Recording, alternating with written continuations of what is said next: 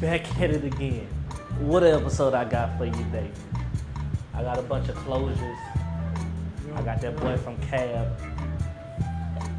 I got a whole lot of beauty. Ladies, I got the weave extension plug. I got the lash plug. If them things ain't on fleek, pay attention to what she gonna do, what she talking about.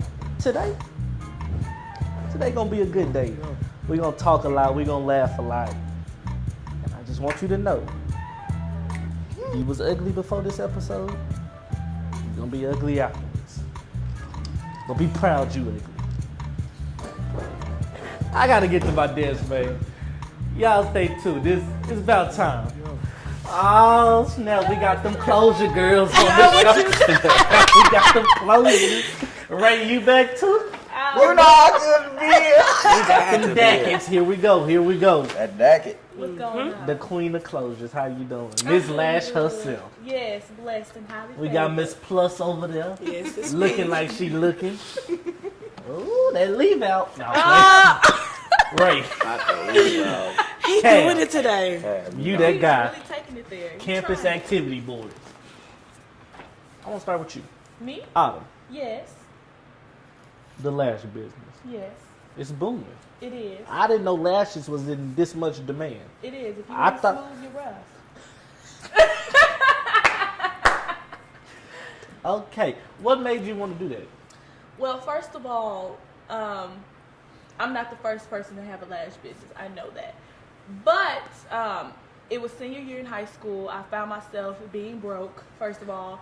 I just quit my job at Canes. You know, summer was starting. You know, I didn't even know where I wanted to go to school yet. And no money was coming in. I was always the person that always had to have some money coming in because I hated asking my parents for money. So I was like, okay, I need to make something shake. So later on in the summer, you know, I signed up for a scholarship. I got the scholarship. But I also found myself going to the beauty supply every day and every weekend, trying to get lashes, trying to look good for the weekend, all that good stuff. And I would find the lashes like not lasting me long. So I would be so mad because I'm spending $30 on lashes and then I have to throw them away every day. 30. So I did my research, and found somebody who could bring my creations to life. So I started designing lashes, sketching some lashes, found somebody who can do it. Spent my scholarship money on my business. It was a huge risk. I was like, I'm going to do something really stupid. I'm going to spend my scholarship money on my business. And lo and behold, here I am, PV, a year and a half later, making something shake. I went viral, you know, people want me at different campuses, so it's been really good so far. I like that. Thank you. Ray, campus activity board. CA, B. I have to do my own response. CA, B. Different voice. So Ray, were you in Cab your freshman year? Yes. Okay, so take me through your freshman year from where Cab was, and take me to now. Okay, so my freshman year, first semester, I was just a regular campus activity board members underneath speakers and lectures. My second semester in freshman year, I was the co-chair for speakers and lectures. Then my sophomore year, I became the chair for speakers and lectures. My junior year, I switched over to the chair for gaming and cinema. My senior year, I was the co-director for campus activity board. And since this is my last semester, I've retired all those positions and just remained to be an influential model in campus activity board throughout those committees and for the current director. Okay. So I've seen CAB grow. I've worked in every bit of CAB pretty much, but CAB has been my collegiate career. I got you. Kayla, we're going to talk about that plus. When I first heard about it, I really thought it was unique. I thought it was one of the greatest things that I've ever heard. What led you to coming up with Plus, and did you have any detractors as you was trying to get it established on campus? Okay, so what happened was last fall, my friend Chantel, she asked me to be in a fashion show. So I was like, yeah, but I was more so interested in helping her out because the prior semester I tried to have a pageant, like a plus size pageant, but it didn't work out. So I had asked, I was like, do you need help? So then last fall, me and her put together the first annual plus size fashion show at PV. So then after that, women kept asking, like, is it an organization? So then we ended up forming into an organization. And we made it called Plush, which stands for Pretty Ladies Unique Shape, because we want to let everybody know that, you know, you don't have to be a certain size to join. It's geared towards plus-size women, but it's for anybody to join. That's why I say unique shapes. Okay. And so then in the spring semester, that was our first official semester as an organization. Woo! And we ended up winning Best New Organization at the PV Choice Awards, which I was so happy about. So this is our official second semester, and we have 117 girls in our organization. Really? We went from 55 in the spring to 117 this semester, including our e-board as well. So me and Chantel are both the founders of Plus, and so we co-founded and co-president of Plus. Okay. So, do you think that? Ray, I'm gonna answer this for you. Do you think that plus size women aren't cherished enough, or aren't what's the word I'm looking for? Aren't catered to enough?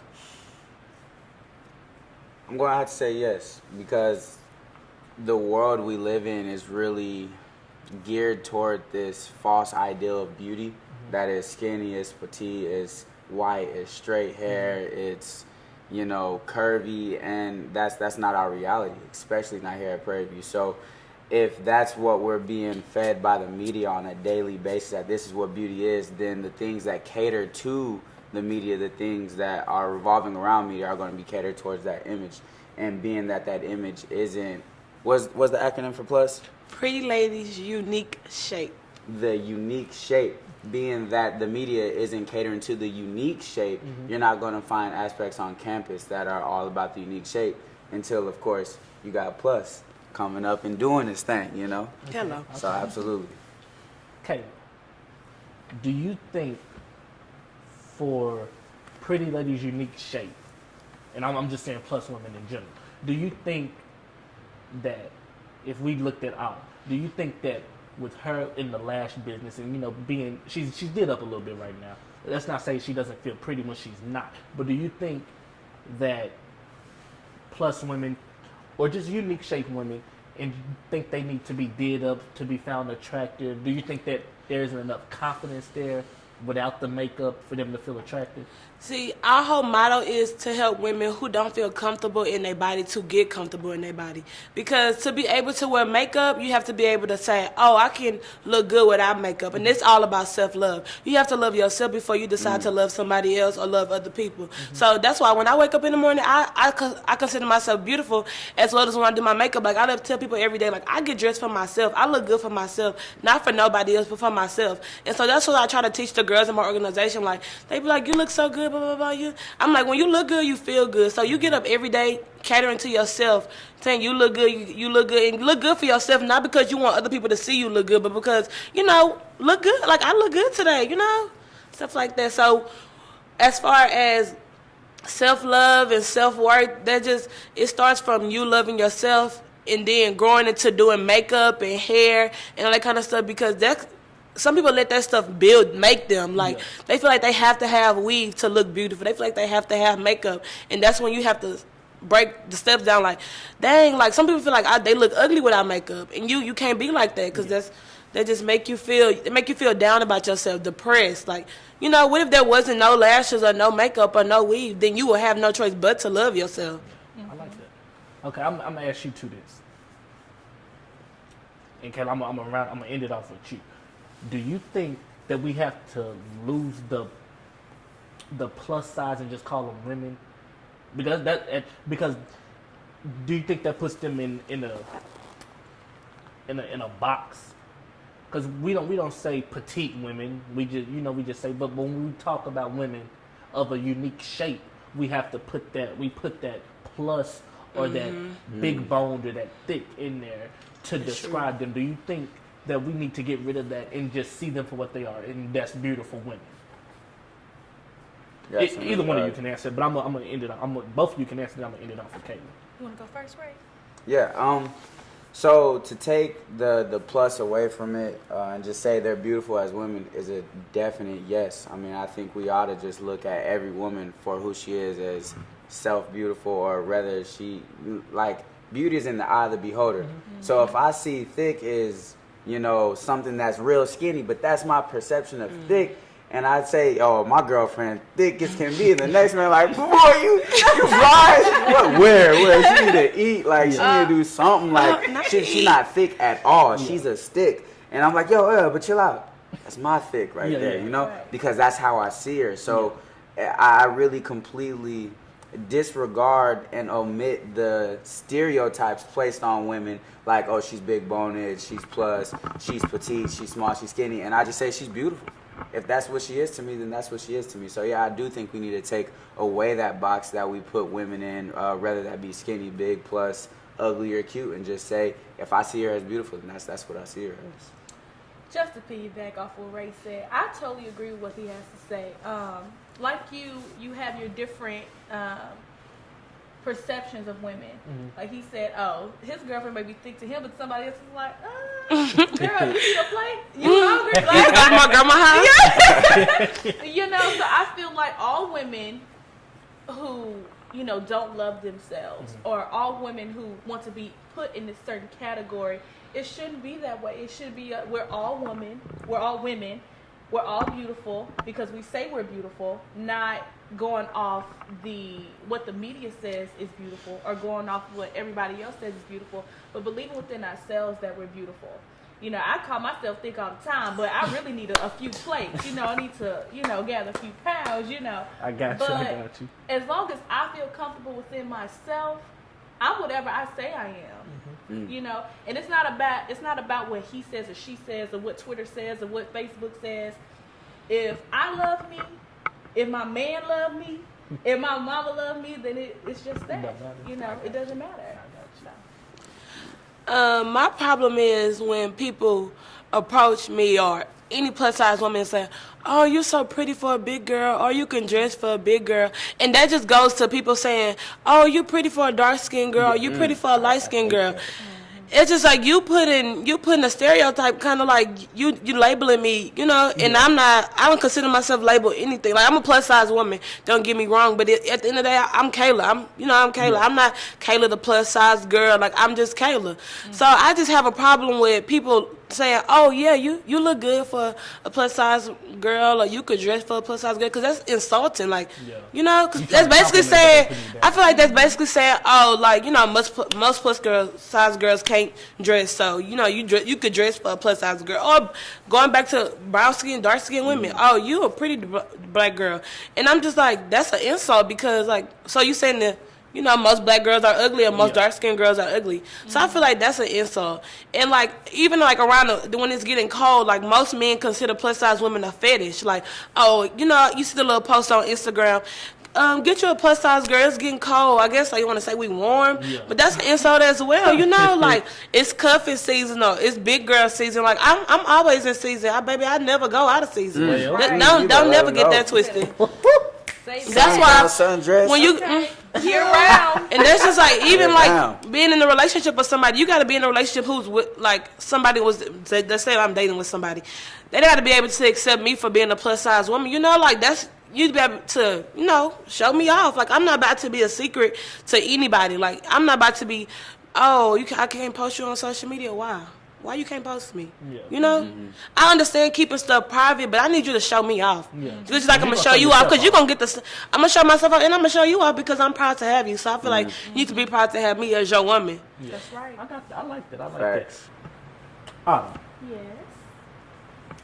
Your business with lashes. You do anything else? Yes, eyelashes and hair extensions. Hair extensions. Yes. Okay. So those are some things that we see women really asking for, or we see them going to the beauty supply store. I know I've taken a number of females to the beauty supply house to get some lashes. It's the Black Girls Disney World. It is. It's their Toys R Us. Mm-hmm. So, do you think that part of the success of your business is due, and I'm gonna talk about what Kayla said a little bit, is due to not loving yourself or wanting to put on another face because you see yourself prettier when you're kind of dolled up a little bit? Do you think that's to do with part of the success of your business? Absolutely not. I'm gonna have to actually school you right quick. For women, especially black women, when we do our hair, throw on our favorite wig, put on our favorite lip, our favorite lashes, men or society feels like we do it to please somebody else. Now, I can't speak for everybody else, but most of my close friends, even Kayla, we don't do it for y'all. We do it for ourselves. And it's not that we don't feel beautiful without it, because honestly, I feel like I'm better looking without makeup. But one, the reason why I slay my face the way I do is because I have a business to run. Two, the other reason why I slay so hard is because I feel like there's nothing wrong with enhancing, you know, what you already have. Just because I like to fill in my brows don't mean I don't like my natural brows, because my natural brows are popping. Well. However, makeup is an art. Makeup is a statement. Makeup is expression. You know, sometimes when we fill in our eyebrows or throw on our hair and do all this extra stuff, we do it because we feel like it. We feel being artsy fartsy. We feel like, you know, we wanna do something different with our look. And there's absolutely nothing wrong with that, because my quote to go by is, you gotta have different wig for different stuff. You know, I like to change up the look. I like to go out in the grocery store, like, oh, that's you? Nope, it's not me.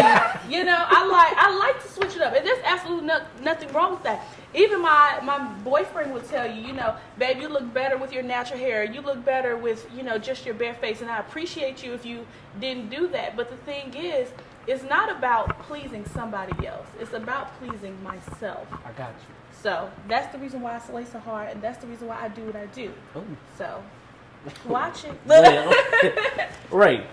Let's talk about campus activity boards a little bit here. We can talk about everybody else. Do you think that so we see PV has a female to male ratio, and it's high. It's 26 to 1. Do you find it easier to do more female oriented, what did you say, you were over the events and gaming? Yeah, gaming and cinema. Do you feel it's easier to do more events geared toward females, or would you rather just do something for everybody?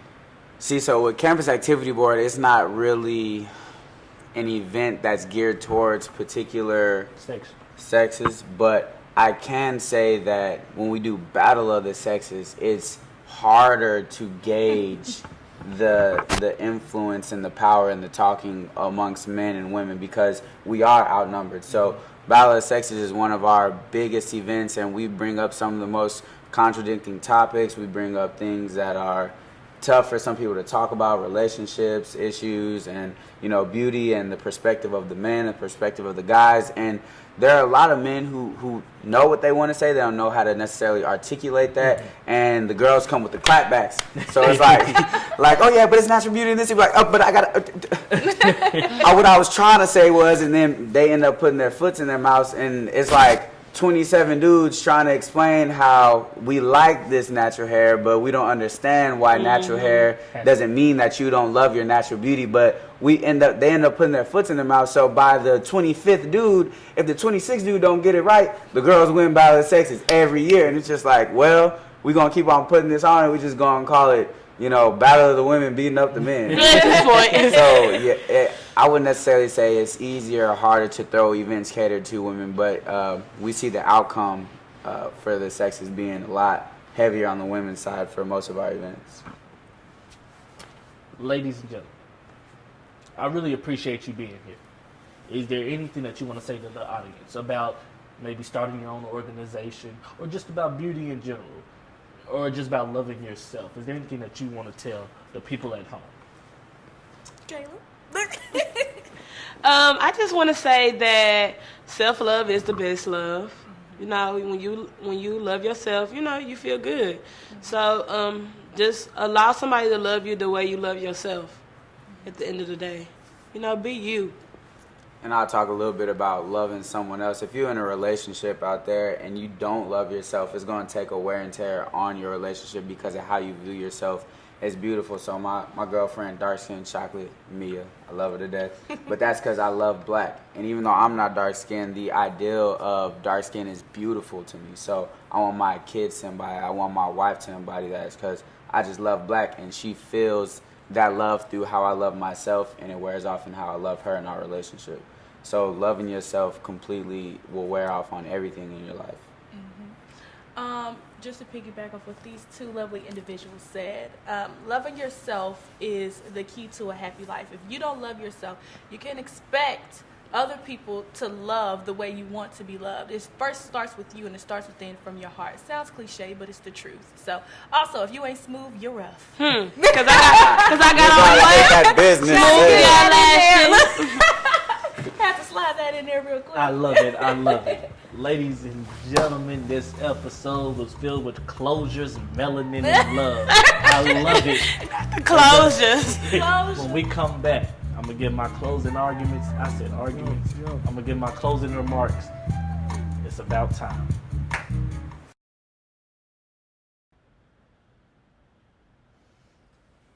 Ladies and gentlemen, we're back at it.